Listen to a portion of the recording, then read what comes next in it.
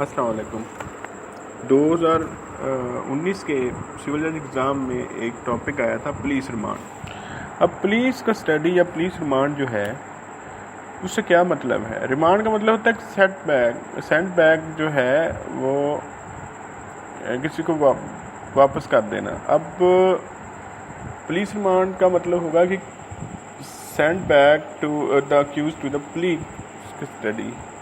اس کو ہم اردو میں جسمانی ریمانڈ بھی کہتے ہیں۔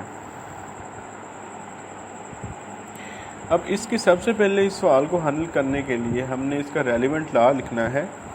ریلیونٹ لا جو ہے اس کا وہ ہے 61, 167, 344 اور اس کے علاوہ جو ہے ہم نے چیپٹر جو ہے وہ 11B part B volume 3 Lahore high court جو رول ہے اس کا، یعنی چیپٹر 3 جو 1 ہے، والیوم 3 ہے، 11B ہے، پارٹ بی ہے، وہ بھی اس سے متعلقہ ہے۔ یعنی یہ سب جو ہے نا ان کا مطلب کیا ہے؟ اب آرٹیکل 10 بھی اس میں ساتھ شامل کر لیں گے کہ یہ وہ لا ہے یا کراس ریفرنسز ہیں جن کو ہم پڑھ کر جو ہے ریمانڈ کے متعلق زیادہ بہتر جان سکتے ہیں۔ اب ریمانڈ جو ہے اس کی ضرورت کیوں پیش آتی ہے؟ دیکھیں کہ اکارڈنگ ٹو 61 CRPC جو ہے، police is bound to produce the accused after arrest without warrant in 54 جو ہے وہ 24 آور۔ کسی بھی یعنی ملزم کو پولیس پابند ہے کہ 24 گھنٹے میں کنسرن مجسٹریٹ کے پاس پیش کرے۔ اب یہ اس کی ڈیوٹی ہے کہ وہ جو ہے وہ کسی بھی ملزم کو جس کو اس نے گرفتار کیا ہے اس کو ان ٹائم جو ہے وہ کورٹ میں پیش کرے۔ یہ جو ہے اگر وہ ایسا نہیں کرتا تو حبسے میں جا کے جرم جو ہے ان کے علاوہ جو ہے پولیس آرڈر 2002 کا سیکشن 157 جو ہے وہ یہ کہتا ہے کہ اگر پولیس جو ہے وہ بلا وجہ کسی شخص کو متعلقہ کورٹ میں پیش نہیں کرتی تو اس کے خلاف جو ہے وہ 157 کے تحت جو ہے وہ کارروائی ہوگی اور 1 سال سزا ہے اس کی۔ اسی طرح جو ہے 166 جو ہے وہ direct violation of any direction of law ہے اور اس کے بعد 220 ہے PPC۔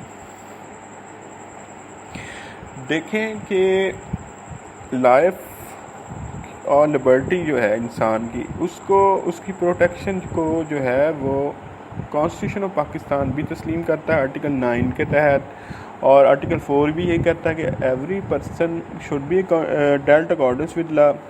ان انڈین کانسٹیٹیوشن جو ہے سیم جو تھنگس ہیں وہ آرٹیکل جو ہے وہ 21 اور سیف گارڈ اگینسٹ جو ہے وہ انلیگل ڈیٹینشن جو ہے وہ 22 اور 21 میں ڈسکس ہوا ہے۔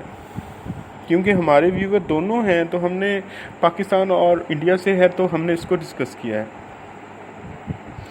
اب جو گراؤنڈز آف ریمانڈ ہے، دیکھیں گے یہ بڑی لائبلٹی ہے کنسرن مجسٹریٹ کے اوپر کہ وہ ریمانڈ جو ہے وہ ملزم کا پولیس کسٹڈی میں دینے سے پہلے یہ دیکھیے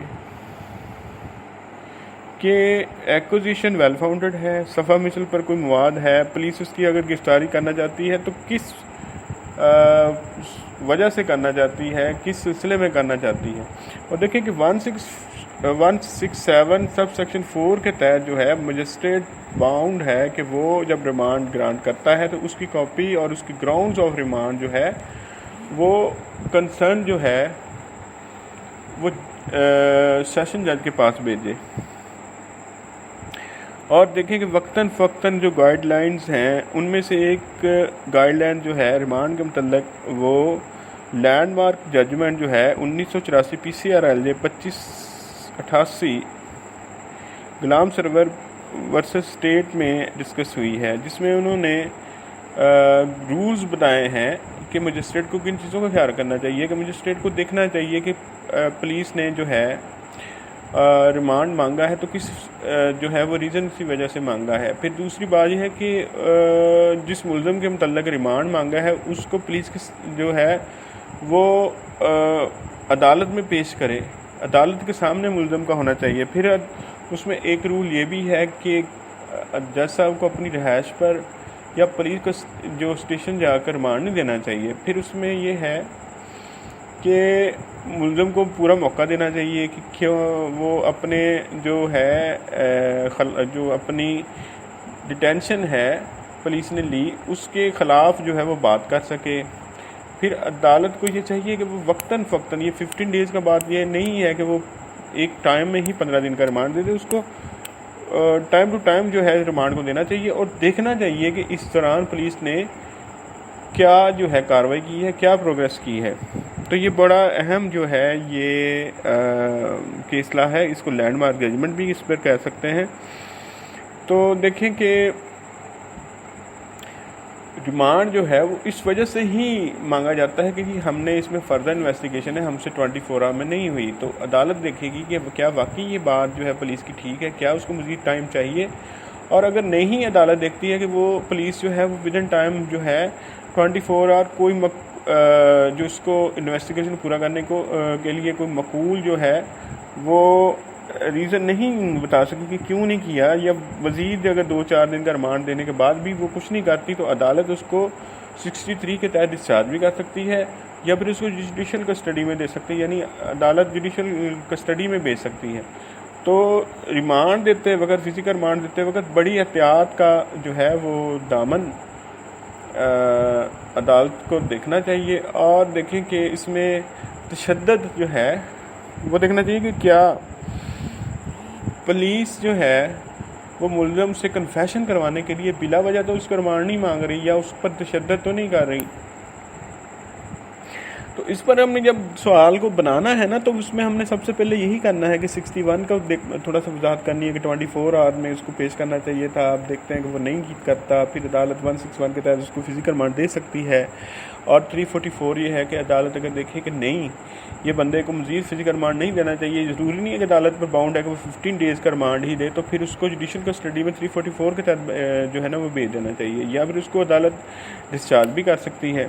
اور اگر کوئی جب ملزم سامنے آتا ہے تو بیلیبل افینس ہے، تو عدالت اس ملزم کو کہے گی کہ آپ اپنی شورٹی جو ہے وہ دیں، تو اس کی اسی وقت ریمانڈ پہلے دن ہی اس کو وہ جو ہے وہ بیل کر دے گی، اس کی بیل لے لے گی.